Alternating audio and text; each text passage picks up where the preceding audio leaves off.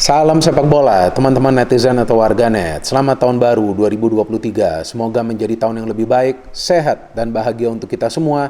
Anyway, in this new content, teman-teman, saya ingin memberikan analisa dari pertandingan di English Premier League antara Brighton versus Arsenal yang berakhir untuk kemenangan Arsenal dengan skor 2-4. Dengan kemenangan ini berarti selisih poin antara Arsenal dengan Manchester City sekarang adalah 7 poin, dan Arsenal secara total sejauh ini telah mencetak 40 gol. Dan yang menarik, dari total 40 gol ini yang telah mereka hasilkan, 35 diantaranya dicetak dari dalam kotak penalti pertahanan tim lawan. Dan juga para pemain yang bermain di lini depan memberikan kontribusi yang memang diperlukan. Karena dari total 40 gol yang dicetak Arsenal, 27 diantaranya dicetak oleh para pemain yang bermain di lini depan. Seperti Gabriel Jesus, Nketiah, Odegaard, Saka, dan juga Martinelli. Jadi memang sekarang kita sudah bisa cermati bahwa Arsenal adalah tim yang juga mengandalkan sistem permainan mirip seperti Manchester City, sehingga tim ini punya keseimbangan dalam urusan membangun serangan dan juga bertahan. Memang Arsenal tidak selalu clean sheet, bahkan di pertandingan dini hari tadi kan kemasukan 2 gol. Tapi yang penting bagi mereka bahwa mereka bisa mengakhiri pertandingan dengan sebuah kemenangan. Dan yang bisa mengalahkan Arsenal untuk saat ini adalah pemain mereka sendiri. Seperti yang kita melihat dalam 2 pertandingan terakhir Arsenal. Ketika lawan West Ham, ada kesalahan dari Saliba yang tidak bisa membaca pergerakan tanpa bola dari Bowen, sehingga dia melakukan pelanggaran dan West Ham mendapatkan penalti. Dan di pertandingan dini hari tadi juga ada kesalahan dari Saliba yang memberikan back pass yang lemah, sehingga ada pemain dari Brighton, Ferguson, bisa mencetak gol bagi Brighton. Jadi memang para pemain Arsenal ini kadang-kadang asik menyerang, dan sering lupa untuk memonitor pergerakan dari para pemain tim lawan yang melakukan pergerakan dengan atau tanpa bola. Nah, artinya sangat penting bagi para pemain Arsenal nanti di pertandingan-pertandingan selanjutnya, apalagi di 3 pertandingan selanjutnya, mereka harus lebih pintar mengawal pergerakan tanpa bola atau juga dengan bola para pemain tim lawan. Karena 3 pertandingan selanjutnya bagi Arsenal adalah pertandingan-pertandingan yang berat, teman-teman.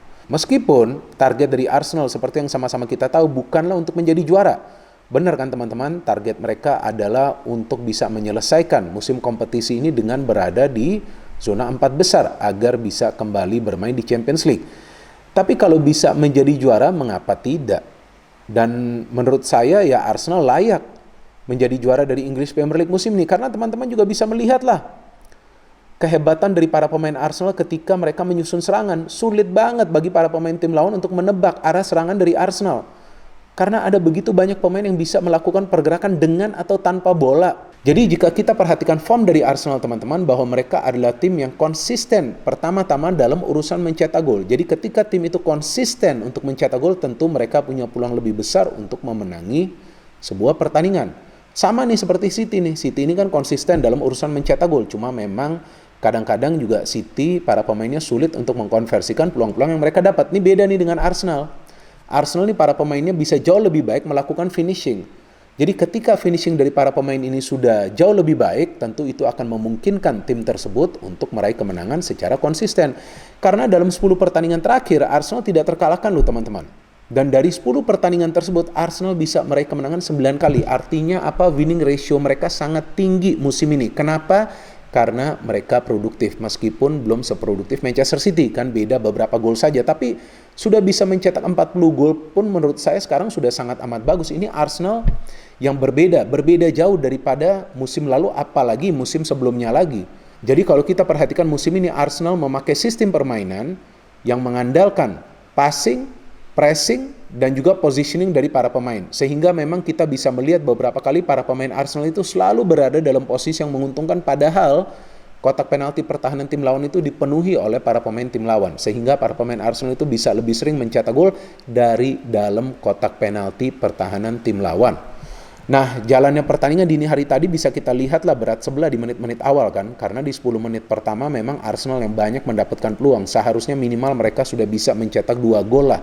Itu Zinchenko dari jarak dekat sayang sekali gak bisa mencetak gol. Tapi at least mereka sudah bisa unggul lebih dulu kan melalui Bukayo Saka. Nah teman-teman lihat saja pergerakan dari Martinelli dan juga positioning yang dicari oleh Bukayo Saka ketika ada banyak pemain Brighton yang coba untuk menutup ruang gerak dari Martinelli. Jadi ketika pemain-pemain tim lawan ini lebih fokus ke pergerakan dengan bola dari para pemain Arsenal, maka akan ada pemain Arsenal lainnya yang akan mencari ruang.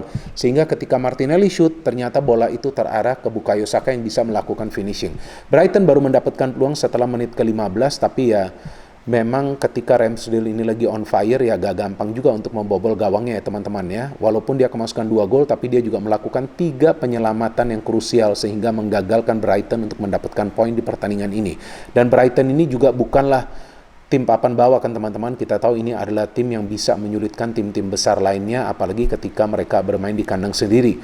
Dan tampak jelas mereka coba untuk comeback, tapi Arsenal terlalu kuat di lini depan karena berkali-kali para pemain Arsenal ini mendapatkan peluang. Bahkan secara total nih teman-teman, yang saya hitung, secara total para pemain Arsenal ini melepaskan sekitar 14 tendangan atau sundulan dari dalam kotak penalti pertahanan Brighton. Artinya apa? Bahwa dari cara menyerang Arsenal mereka bisa membuka pertahanan dari Brighton dengan begitu mudah. Cuma kadang-kadang masalah dari Arsenal seperti yang tadi saya katakan, kesulitan bagi para pemain untuk memonitor atau mengawal pergerakan dari para pemain tim lawan yang membawa bola atau juga melakukan pergerakan tanpa bola. Apalagi ketika mereka keasikan menyerang. Seperti yang juga ketika mereka kalah lawan Manchester United kan, mereka keasikan menyerang, tiba-tiba ada pergerakan dengan bola atau pergerakan tanpa bola dari para pemain MU yang memungkinkan mereka untuk bisa mencetak banyak gol lawan Arsenal, sehingga itulah satu-satunya kekalahan dari Arsenal sejauh ini. Jadi memang tampak jelas para pemain Arsenal pokoknya ingin mencetak sebanyak mungkin gol lawan Brighton dan mereka benar-benar menikmati jalannya pertandingan. Kenapa? Karena sistem permainannya itu berjalan. Press, pass, cari posisi, shoot, dan lebih banyak gol yang bisa dihasilkan oleh para pemain Arsenal, sehingga kita bisa melihat bagaimana Odegaard di tengah kerumunan para pemain Brighton bisa mencongkel bola tersebut untuk mencetak gol kedua. Padahal kita tahu bahwa itu juga adalah proses yang cukup sulit bagi seorang pemain untuk mencetak gol. Tapi Odegaard ini memang sekarang sudah lebih matang permainannya teman-teman, padahal usianya juga masih muda. Tapi di bawah Arteta dia berkembang menjadi seorang pemain yang bisa mengandalkan visi permainan dan juga punya akurasi dalam melepaskan passing atau juga shooting. 0-2, nah saya udah tenang, udahlah nih Arsenal aman. Tapi kadang-kadang Arsenal ini juga ketika asikan menyerang, nah mereka bisa lupa bertahan sehingga memang Brighton beberapa kali melakukan serangan balik yang berbahaya. Namun bagusnya para pemain Arsenal tidak menurunkan tempo permainan. Ini salah satu plus point dari Arsenal musim ini. Mau sudah unggul 1-0, 2-0 atau 3-0, pokoknya mereka akan tetap tancap gas. Karena para pemain mereka di depan ini tajam dan mereka juga punya pemain-pemain muda yang senang mengandalkan skill individu mereka seperti Martinelli, Odegaard dan juga Bukayo Saka. And finally, Eddie Nketiah can score a goal. Memang ini bukan gol yang indah, tapi ini adalah gol yang penting bagi Nketiah karena dia menggantikan Gabriel Jesus yang cedera jangka panjang. Jadi cukup bagus juga dalam 2 pertandingan terakhir dia mencetak 2 gol. And ini adalah gol yang memang menandakan bahwa Eddie Nketiah ini adalah striker yang haus gol dan juga predator. Peluang dia gak banyak di pertandingan ini kan, hanya 2. Dan ternyata dia bisa mencetak 1 gol. Ada 1 umpan kunci juga yang dia berikan. Dan memang setelah itu Brighton bisa ya mencetak 1 gol ya teman-teman ya. Kita lihat itu proses serangan yang bagus. Tidak ada yang mengawal Mitoma sehingga dia bisa mencetak gol. Tapi kemudian Arsenal bisa mencetak gol lagi dari proses counter yang sangat cepat. Odegaard, the pass.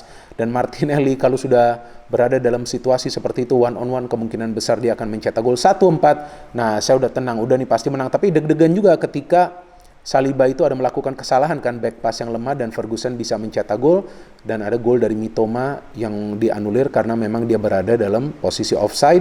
Dan setelah itu ada satu lagi peluang ya dari Ferguson yang bisa di-save oleh Ramsdale. Jadi secara keseluruhan saya memberikan nilai 11 dari 10 kepada para pemain Arsenal. Memang perjalanan masih jauh, tapi sekarang sudah tampak bahwa Arsenal punya tim yang sangat amat solid. Mental pemain mereka bagus, ada pemain mereka yang cedera, mereka masih bisa meraih kemenangan. Dan juga kehebatan dari Mikel Arteta adalah dia jarang melakukan rotasi di line up walaupun jadwalnya sudah padat, kecuali ada pemain yang cedera. Seperti di pertandingan ini dia hanya melakukan 1 perubahan di line up, kembalinya Zinchenko yang mengisi posisi dari Tierney. So well done for Arsenal. Kita tunggu nanti 3 pertandingan selanjutnya dari Arsenal yang tadi sudah saya katakan sangat amat krusial. Yang paling bahaya nanti adalah ketika lawan Manchester United, karena Manchester United juga grafik permainannya sedang meningkat. No hate, no politics, only football. Salam sepak bola.